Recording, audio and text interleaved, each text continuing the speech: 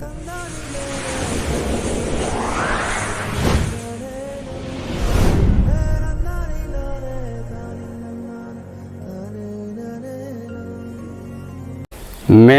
एक मध्यम वर्गीय किसान हूँ और कुल 22 बीघा में काश्त करता हूँ। मैं 2014 से पहले पारंपरिक खेती गेहूँ, चना, धनिया की खेती कर रहा था, जो अधिक लाभ न मिलने के कारण घाटे की खेती साबित हो रही थी। इसी दौरान मैं कृषि विभाग के संपर्क में आया। नमस्कार किसान भाइयों, मेरा नाम शिव प्रकाश मीणा, ग्राम बुलाएड़ा, तहसील सांगोद, जिला कोटा, राजस्थान का निवासी हूँ। मैं एक मध्यम वर्गीय किसान हूँ।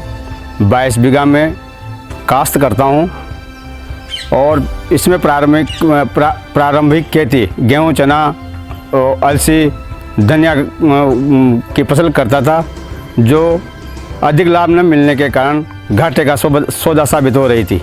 इसी दौरान मैं कृषि अधिकारियों के संपर्क में आया। वहाँ पर मैंने कृषि प्रशिक्षण और टूरों के माध्यम से नए नए नवाचार देखे और धीरे धीरे अपनी खेती में लागू किए। शुरुआत मेरी एक पॉली हाउस से हुई। उसमें मैंने खीरे की खेती लगाई और उसका मुनाफा देखते हुए उससे अच्छा मुनाफा हुआ और उसी मुनाफे को देखता हुआ मेरे दिमाग में विचार आया, क्यों नहीं एक पॉली हाउस और लगाया जाए। मैं पॉली हाउस में खीरे की फसल करता हूँ और साल में 3 फसल लेता हूँ, जिससे मुझे 6 लाख का मुनाफा हो जाता है। दूसरे पॉली हाउस में मैंने तरबूज की फसल लगा रखी है। दिसंबर माह में लगाई, आज वह 2 महीने की हो गई है। पौधे को देखते हुए उसमें अच्छे मुनाफे की संभावना है।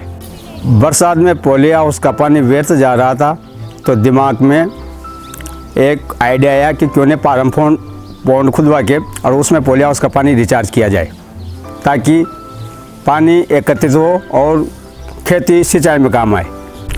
सिंचाई के साथ साथ मेरे दिमाग में विचार आया कि क्यों ना फार्म पॉन्ड में मछली पालन किया जाए, और मैं कासमपुरा कोटा मत्स्य विभाग में जाकर मछली 0 साइज की मछली लेके आया और मैंने फार्म पॉन्ड में छोड़ दी।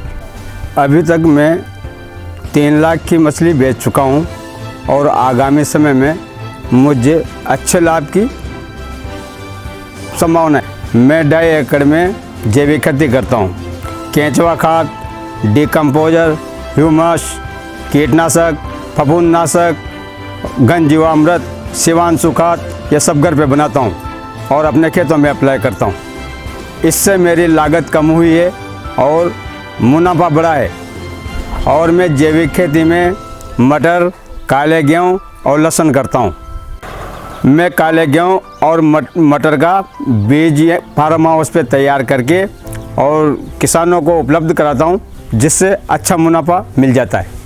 काले गेहूँ में प्रोटीन और एंटीऑक्सीडेंट की मात्रा अधिक होने के कारण स्वास्थ्य के लिए लाभदायक है।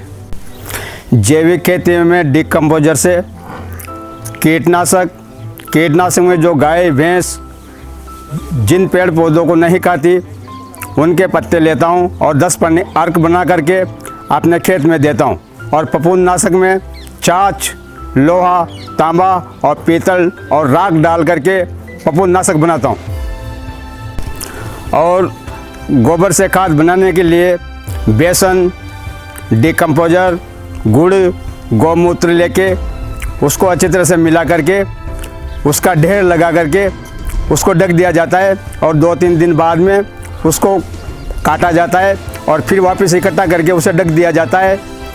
तो वह 10-15 दिन बाद में खाद बनकर तैयार हो जाता है और उसे अपने खेतों में अप्लाई करता हूँ।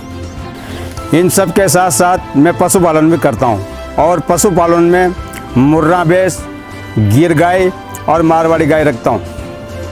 इनसे जो गोबर और गौमूत्र होता है, गोबर का मैं खाद बनाता हूँ और गौमूत्र से कीटनाशक बनाता हूँ और छिड़काव करता हूँ। मैं गर्मी में अपने खेतों की नौलाइयों, गेहूँ, चने, इनकी नौलाइयों को जलाने की अपेक्षा डिकम्पोजर का छिड़काव करके डिकम्पोजर का छिड़काव करके और उनको सड़ा करके मिट्टी में दबा देता हूँ, जिससे मिट्टी में कार्बन रेट भी अच्छा होता है, पैदावार भी अच्छी होती है और भूमि भी अच्छी होती है। खेती एक नई सोच यूट्यूब चैनल के माध्यम से मैं सब किसान भाइयों को कहना चाहता हूँ कि परंपरागत खेती छोड़ के नवाचार अपनाएं और अच्छा मुनाफा कमाएं।